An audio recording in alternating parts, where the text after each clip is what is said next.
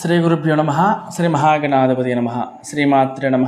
శ్రీచక్ర భక్తి టీవీ ప్రేక్షకులకు, శ్రీచక్ర సన్నిధి భక్తులకు నా యొక్క ఆశీస్సులు. ఇళ్లలో వరలక్ష్మి వ్రతం చేసుకుంటున్నాము. అయితే ఈ యొక్క వరలక్ష్మి వ్రతం చేసినప్పుడు మనకి స్తోమత ఉండి కొద్దిగా మనం ఏం చేస్తున్నామంటే కాస్త వికృత చేష్టలు చేయడం జరుగుతుంది. ఏంటండి అంటే అమ్మవారి విగ్రహాన్ని కలశం పెట్టి ఆ కలశానికి మనం ఒక చీర కట్టి సగం సగం ఉన్నటువంటి ఒక ముఖాన్ని తగిలించి, అదేవిధంగా సగం సగం ఉన్నటువంటి చేతుల్ని తగిలించి మనం ఈ విధంగా ఆరాధన చేస్తూ వస్తున్నాము. ఇది ధర్మమేనా అంటే మనము ఆరాధన ఏ ఒక్క వ్రతము చేసినా, ఏ ఒక్క నోము చేసినా కూడా మొదటగా ఒక చిన్న గౌరీ గణపతి అంటే తెలంగాణలో గౌరీ అమ్మవారిని, ఆంధ్ర ప్రాంతం వారు గణపతి అని ఇలా ఆరాధన చేస్తూ ఉంటారు.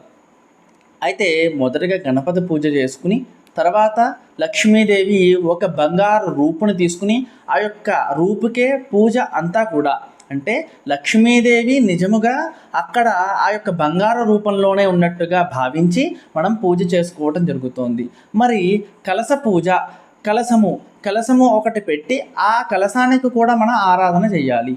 కలశంలో ఏ దేవతను ఆరాధన చేస్తాము అంటే కలశంలో లక్ష్మీదేవిని ఆరాధన చెయ్యము.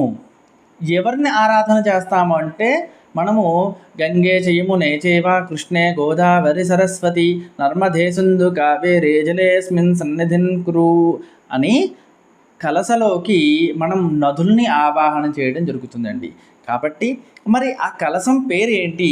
లక్ష్మీ కలశమా అంటే కాదండి, అది వరుణ కలశము. అంటే వరుణ దేవుణ్ణి ఆవాహన చేయడం జరుగుతుందిట.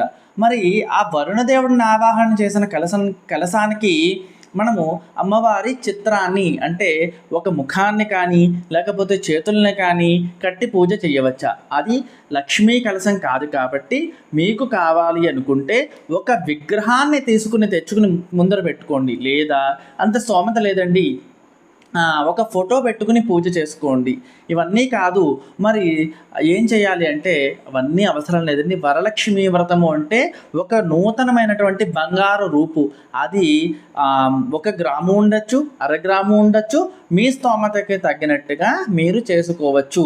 సరే, మరి స్తోమత లేదు, మరి ఏ విధంగా చేసుకోవాలంటే ఒక పసుపు కొమ్ముని కూడా ఆ యొక్క ప్రదేశంలో పెట్టి లక్ష్మీదేవిగానే అనుకుని మీరు పూజ చేసినట్లయితే మీ ఇల్లంతా కూడా బంగారమయం అవుతుంది. వరలక్ష్మి వ్రతంలో ఏమని చెప్తారు?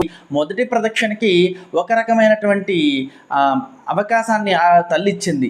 రెండో ప్రదక్షిణ చేయగానే మరొక అవకాశాన్ని